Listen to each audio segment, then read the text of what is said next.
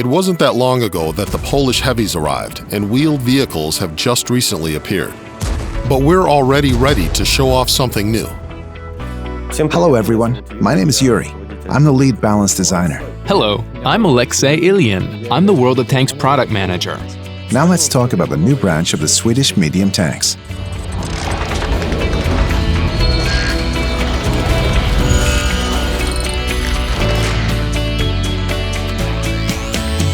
The first Swedish tanks were released in 2016 with two interesting branches. For autoloader fans, there were the heavies with well-protected turrets and guns with good depression angles, and Swedish TDs were unlike anything in the game before. The TD branch became the first branch with a special new game mechanic. This was the so-called siege mode. We had our share of concerns about how these innovations would be perceived by players. 2 years later, we can safely affirm that the vehicles became very popular.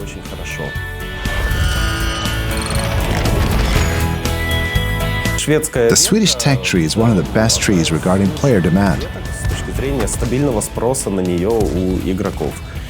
Now it's time to expand it. There are already Swedish medium tanks in the game, but only up to Tier 7. After that, it's a heavy tanks branch. At the time of release, there was an idea of expanding the medium tank line to Tier 10, and work was done with this in mind. But there were no archive materials and no great gameplay concepts for the top-tier tanks at the time. But now we have a solution. Researching the new branch of the Swedish medium tanks will start at Tier 7 with the Leo. Then for Tiers 8, 9, and 10, we'll add let's just call it a sub-branch. And additionally, the main gameplay features are placed at higher tiers. As you progress, you'll be able to move along the heavy tank branch or research these new medium tanks.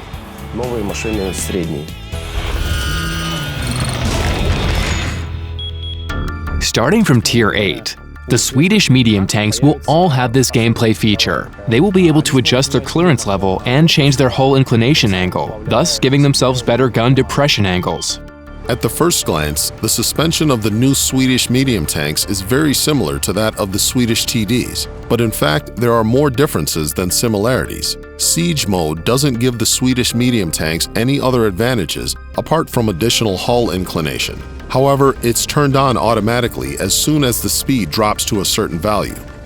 Here's an example. You roll up to the hill and decelerate to start aiming. And when your speed is lower than 10 kilometers per hour, the vehicle switches to this mode and its suspension starts helping you. If you start accelerating and are going faster than 20 kilometers per hour, the vehicle turns off this mode and its hull levels out, and you continue to roll out as a regular medium tank. Keep in mind, the speed at which the Swedish medium tanks enter this mode is different from the speed needed to cancel it. So what are the advantages of the new suspension? This mechanic will benefit these tanks in unusual situations in-game.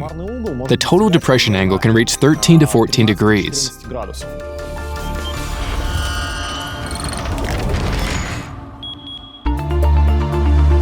Let's talk details now and take a closer look at these tanks. The candidates for the branch were selected from the projects of the Otis 14 program. By early 1970s, the Swedes decided they needed a replacement for the British Centurions and homemade STRV-103 tanks. The military came up with the requirements. They wanted a combat vehicle weighing between 20 to 30 tons, with a gun caliber from 105 to 120 millimeters, the ability to ford water obstacles by swimming, and, more importantly, a rotating turret. It appeared that the STRV-103 was lacking. Two companies worked on the project, Bofors and Haglunds. The first vehicle of the new branch is the Otis 14 at Tier 8. This is a medium tank with quite a traditional design. It is a very good gun. The stock gun is 90 millimeters, but the top one is 105 millimeters. Already at Tier 8, players will be able to benefit from the air suspension. The vehicle design will be very similar to the regular medium tanks. I mean, you'll have a turret, and the tank silhouette will be quite high, similar to regular medium tanks. So the only difference in gameplay will be the air suspension feature. At Tier 9, we have a vehicle called the Otis 16. it will only have researchable 105mm guns. Here we are on the final stretch. This vehicle is very similar to the top one. Of course, their characteristics are slightly weaker, with allowance for its tier. What's interesting, it will have a researchable turret. Here starts the gameplay with the 105mm guns and good depression angles. Players will be able to fully feel all advantages of this vehicle design, its mechanics, and gun strengths.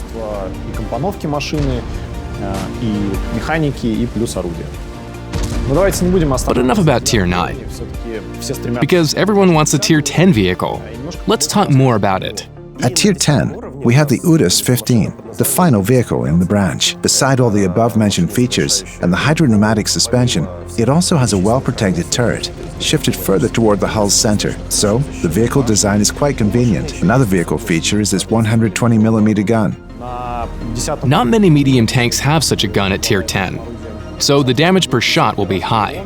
Regarding its use on the battlefield, it will have no equivalence.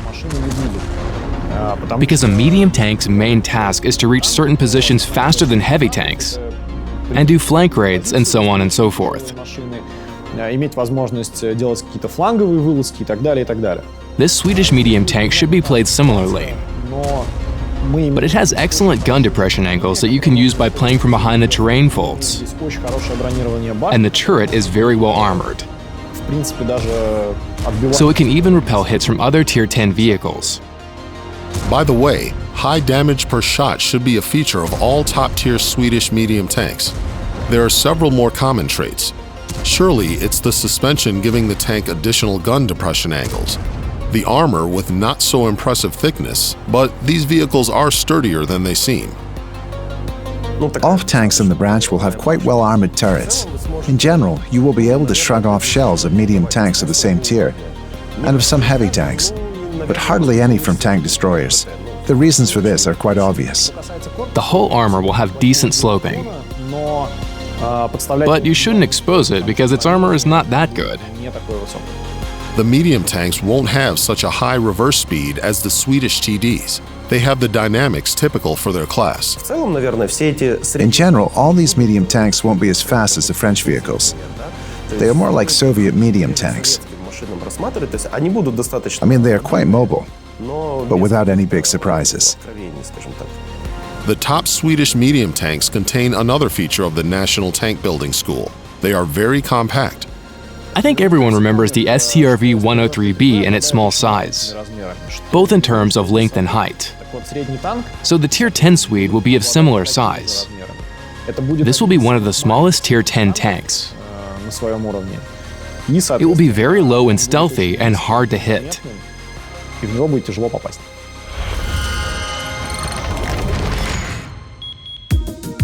Soon, the new Swedish tanks will be sent to Supertest for the first iteration of testing. First of all, we need to be sure that the new feature of the Swedish medium tanks will fit into the game well. We plan to test the Tier 10 tank first. We'll see how its 120mm gun performs. If all goes well, we'll go down the branch. If we have any issues with the 125mm gun, we can just check how the vehicle with the 105mm gun plays. We can adjust the damage values. At the moment, damage per shot at Tier 10 is planned in the range of 440 to 460. It's quite a lot, yeah. This requires a longer gun reload time, and we have concerns it won't fit a medium tank. Since there are no accurate historical prototypes, we will use balance settings for them, and depending on the sum of parameters, we will take decision on the final characteristics. This gives us opportunity to set up both speed and general mobility of the vehicles correctly, as well as their firepower and armor. We hope that these vehicles will be interesting and bring you enjoyable gameplay. Keep an eye out for more details. Share your opinions on the forum and in the comments. Stay tuned and see you on the battlefield.